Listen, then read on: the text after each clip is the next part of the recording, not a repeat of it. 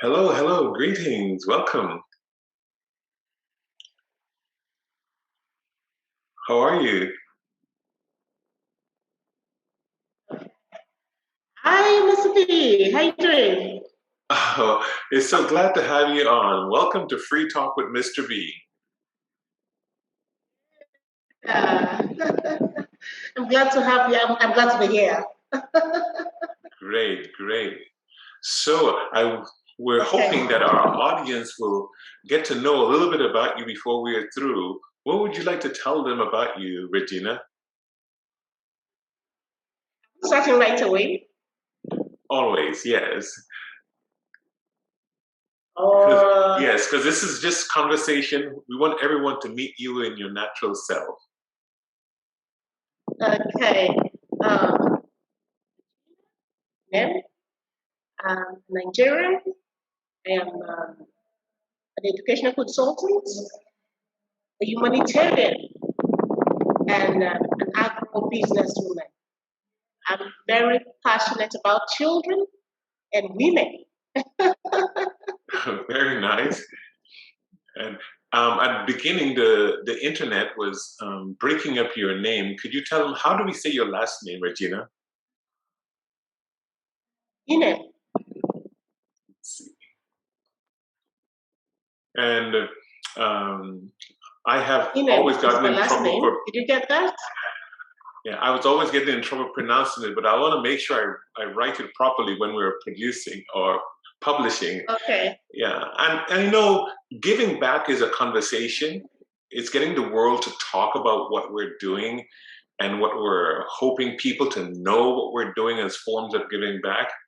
And what would you tell us that you're doing? What excites you?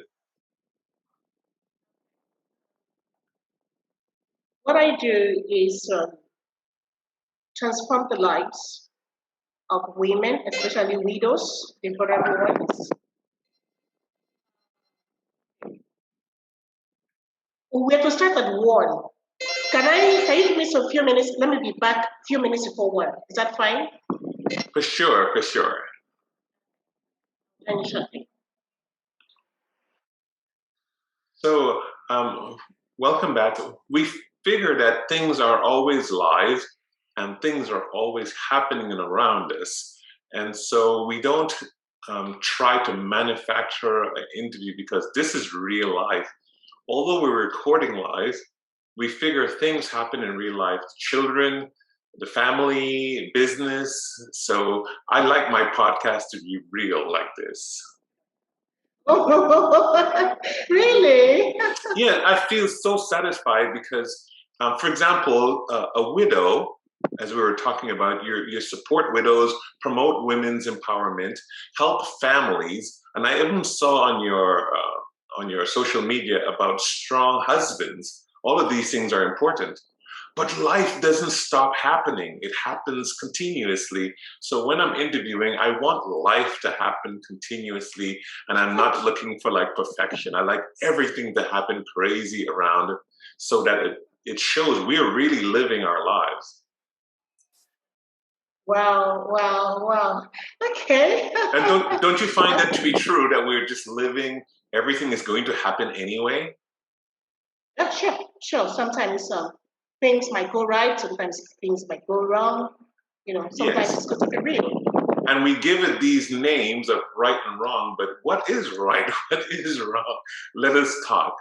Um, I like the listing of your education, and how did that go? How did school treat you? Well, I'm passionate about education too. I'm a lifelong learner, and that is why I have 3 masters and 2 doctorates. And I also work in the educational sector, where I have to transform the leaders of tomorrow. Our youth is very important to me. So, impacting youth in the education space and transforming the lives for me is something I'm also passionate about. And I know it's, I've lived in Nigeria for 5 years, and I know Nigerians are very much educated and very highly educated, and I love that. As a form of giving back, what would you tell young people about the benefit of education? Um, I would say education is a passport to success. Nice, You nice. need to be educated for you to achieve your dreams. I tell you that. Yes. It's very important, yes, because um, some think they may see on television or elsewhere that someone becomes famous through rapping or singing or being a doctor or a lawyer or other trades and not realize how much the person put into education. We agree that not every form is equal for everyone, but it's still education. Yes. Yes. I tell people that education transcends beyond the four walls of the school, beyond the math, physics, chemistry, or whatever. Uh, goes beyond that. Mindset growth. Education is still education because you need to read to things better, how to get to your next level, how to understand people. Understanding people is a you know. So education is both formal and informal. Yeah. Yes, yes. And it expands our mental, you said the word mindset, and it is. It expands our mental self because we need to widen out and broaden our horizons. And so that was important. I spoke to and interviewed someone recently, another leader in the widow organization, the widow, that bringing awareness about widows. And I just remember being down on Ado Road in Nigeria, down, I think from the Aja roundabout. I was down Ado Road doing something.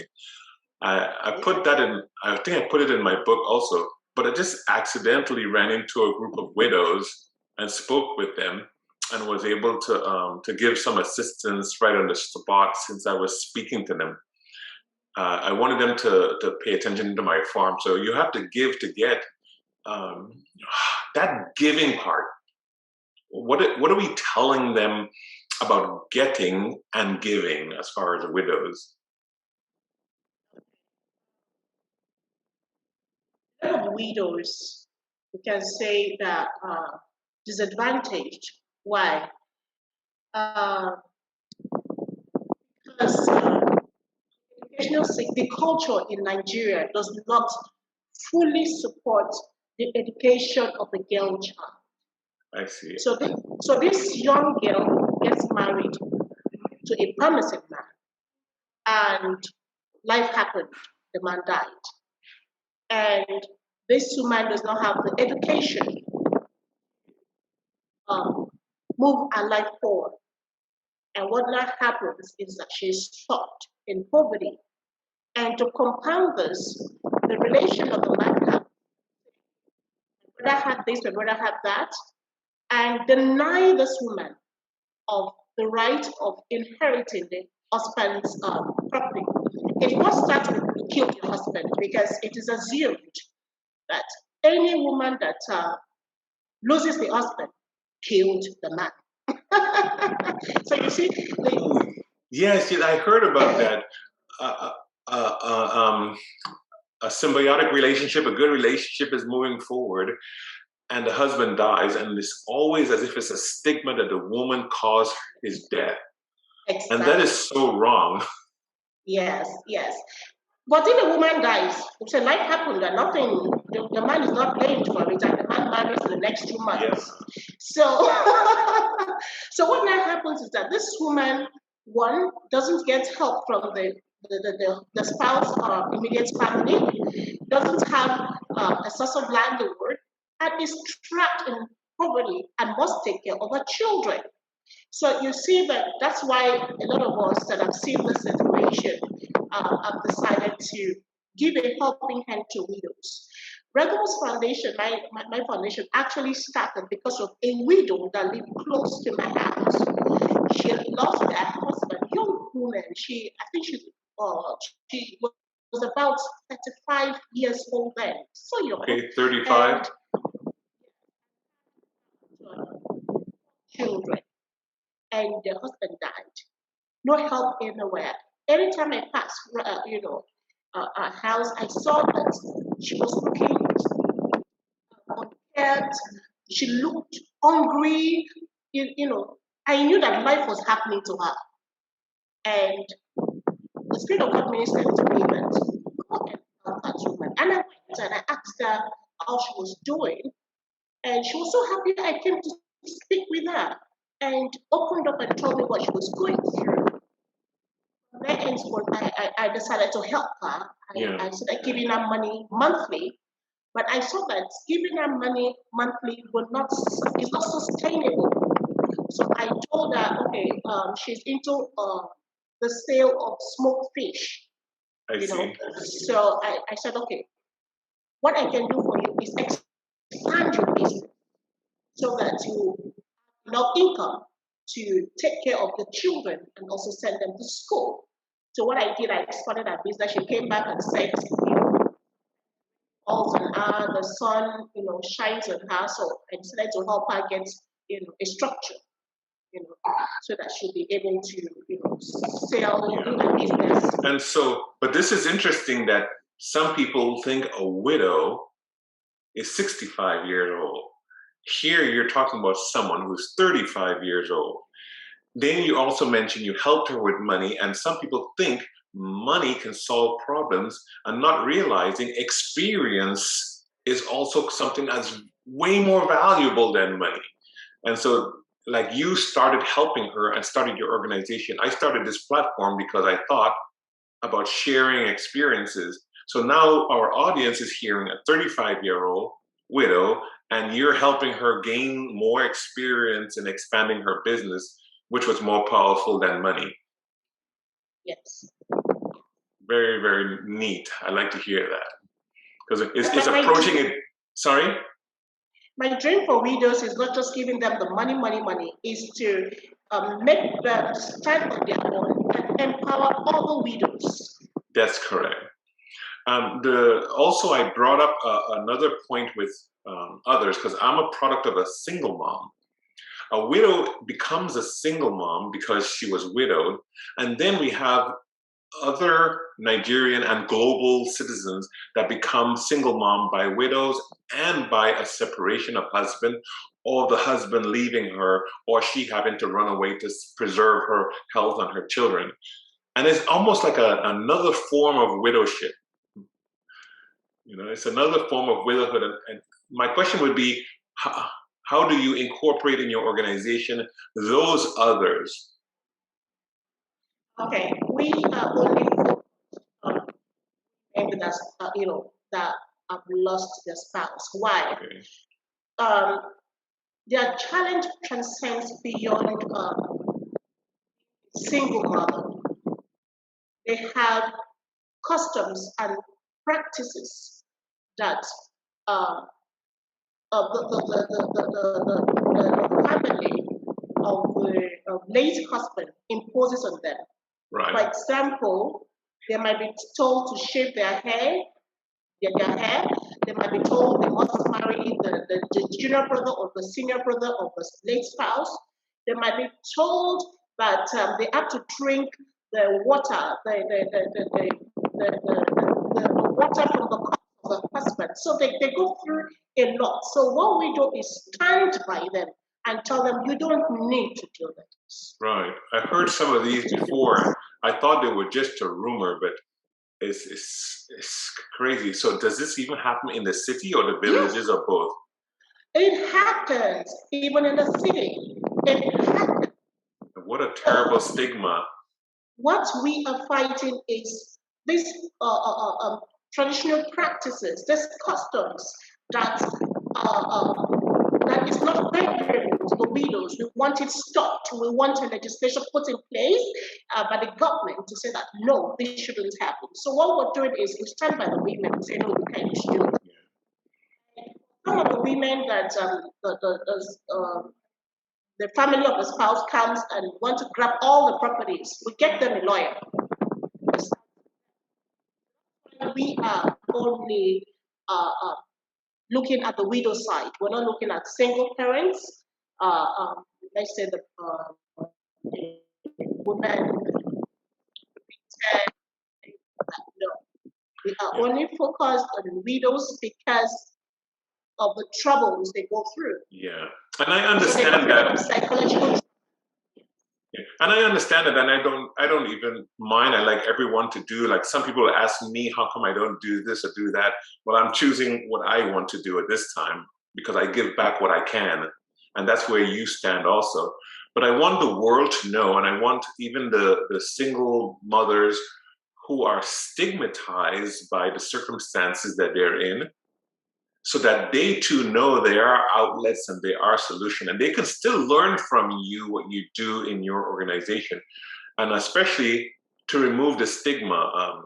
Having to shave your head as a widow, having to be accused of killing your husband for no reason at all, having to lose all of your possessions or drink liquids that are unfathomable, it's just wrong. And so a single woman whose husbands just abandoned her could learn from this and any other circumstance that caused the woman to be alone. What happens, and I think it's in your organization too, the children also feel stigmatized. How have we been able to, what are we saying to them? Okay, for the children, most times they're out of school because we don't afford the fee. So what we do is, in any way we can get scholarships, offer any form of help, we do that. Not stigmatized per se, sometimes people do look their father is no more. And then I think where the major challenge is daily sustenance of the children, going to school, being paid. What we do is try to help the little way we can, depending on the funding available. In the U.S. and other parts of the world, we hear about not necessarily the word stigmatized, but the mental stress that they go through, and so mental health is a big problem, and the feeling that they are different from the other kids with parents is a impacting feeling. I said earlier that I'm a product of a single mom, and I'm not saying I flew by easily. I had to shore myself up, and even as an adult, I feel so much is lacking. And so we go through life like this, not having solid two parents and a stable household. But I always want the children to know that what's going on in their youth does not define their life either, whether they are a single mom through father leaving or through the parent passing away, becoming a widow. I also want them to know that that's not going to be the definition of their life. And when they get married or decide to raise a family, that they too have options to be different. And so that's one of the things I'm perpetuating. And I can see how you helping them through education too. So that's really nice. Thank you so much. Thank you. And I like the confirmation. I think I on this program and on this platform, that's what I want you, me, us to perpetuate. That everything does not have to repeat itself. Does that phrase work in your organization to break the cycle, to break the mold?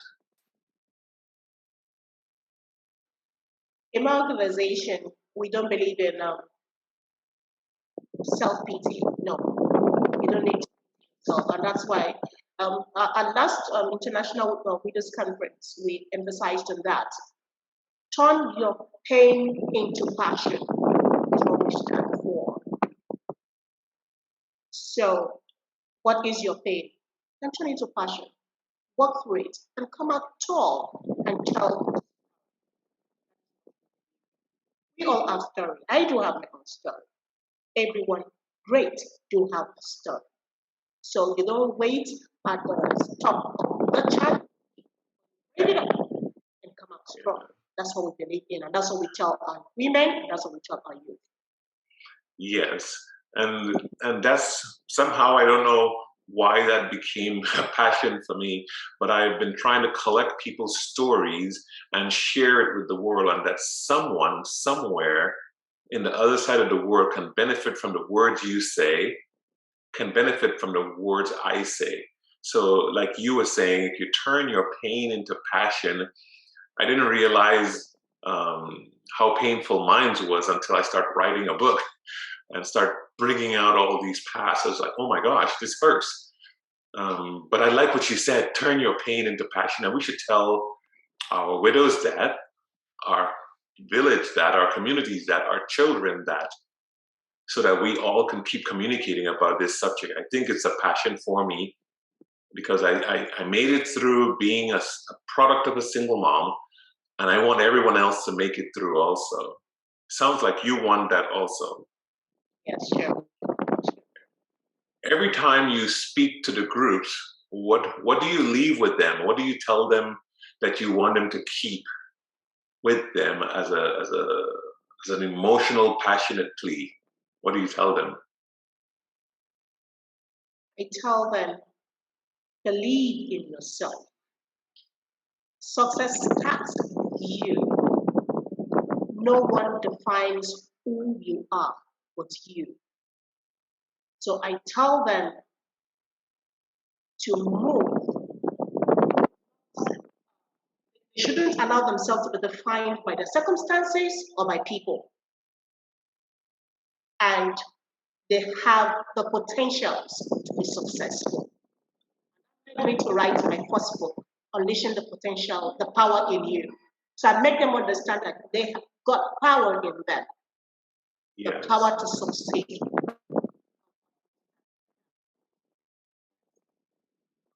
And I like that, and I appreciate that. I hope everyone will be able to. What is it on Amazon at this time? Go on and see this book. Do you have a copy on your desk? Yes, it's on Amazon.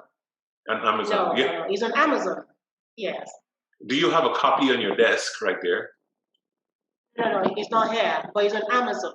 Okay, so send me a picture of it so I can make sure I put it in your on your bio or publicize it also.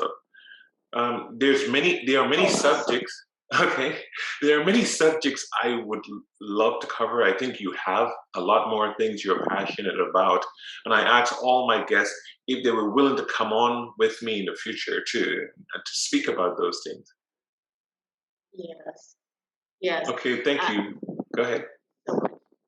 I really appreciate this, and I look forward to coming up again to talk about other things I'm passionate about. I'm passionate about youth. I'm passionate about all. Good, good. And so forgive the internet connection. I know we're in the real world. I saw on the major media platforms that sometimes they have trouble with the networks also. So I feel very satisfied that we can communicate, because the real life message that you're bringing is not going to be missed. Even if some words are patchy, I'm quite sure the message will not be missed. And we look forward to talking to you, and we will talk to you again. We'll stay in communication, but definitely send me the copy of the book so I can put it up. All right, I'll do that. Thank you so much, and I appreciate you for being on. And welcome again. Welcome to Free Talk with Mr. B. And I want to welcome you back again on Free Talk with Mr. B in the future. Thank you so much. Thank you. Have a good day, Regina. You too. Thank you, Mr. B.